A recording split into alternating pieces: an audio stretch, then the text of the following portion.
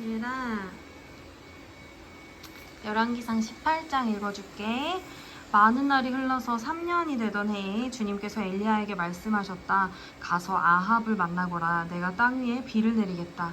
엘리야가 곧 아합을 만나러 갔다. 그때 사마리아에 있는 기근이 심하였다. 아합이 오바댜 국내 대신을 불렀다.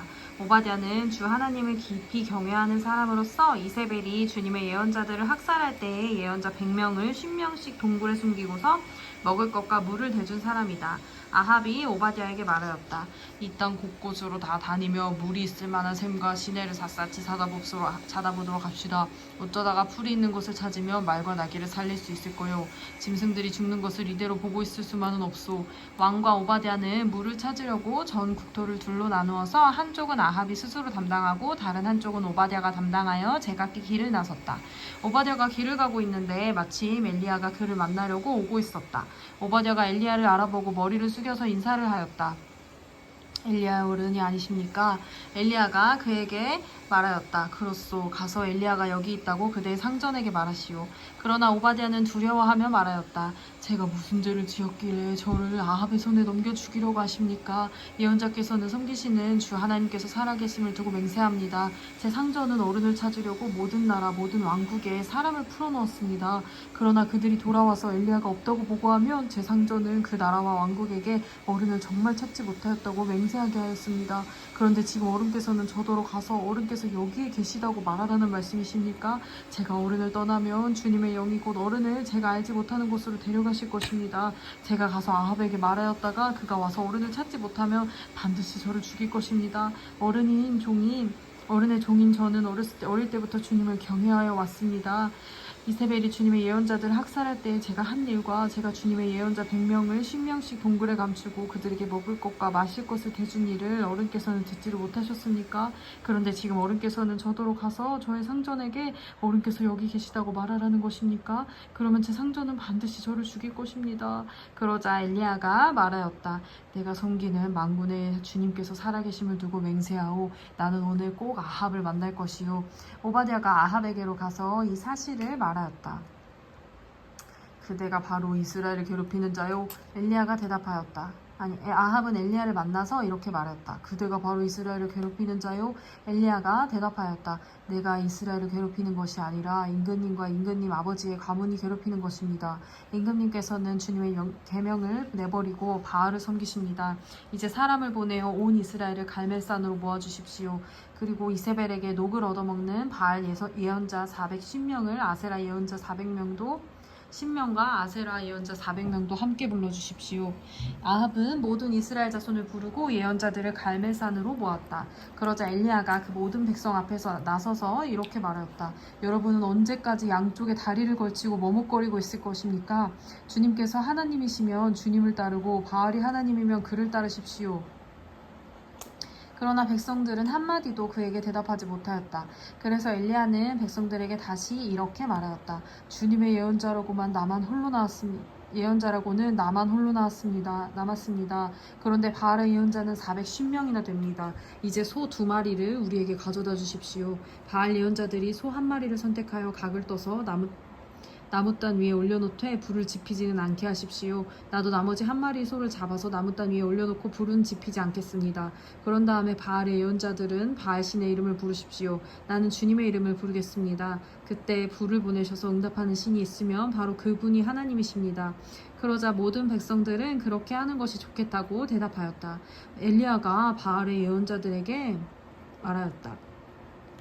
당신들은 수가 많으니 먼저 시작하시오. 소 1마리를 골라놓고 당신들의 신의 이름을 부르시오. 그러나 불은 지피지 마시오.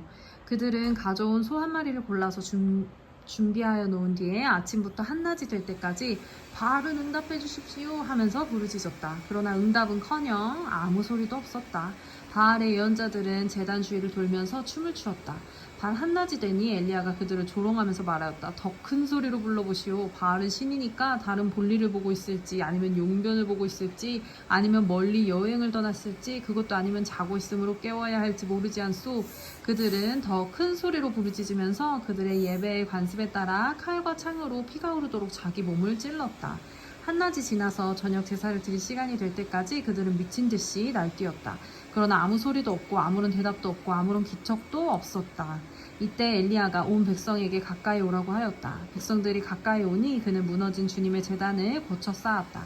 그리고 엘리야는 일찍이 주님께서 이스라엘이라고 이름을 고쳐주신 야곱의 아들들의 지파 수대로 12개의 돌을 모았다.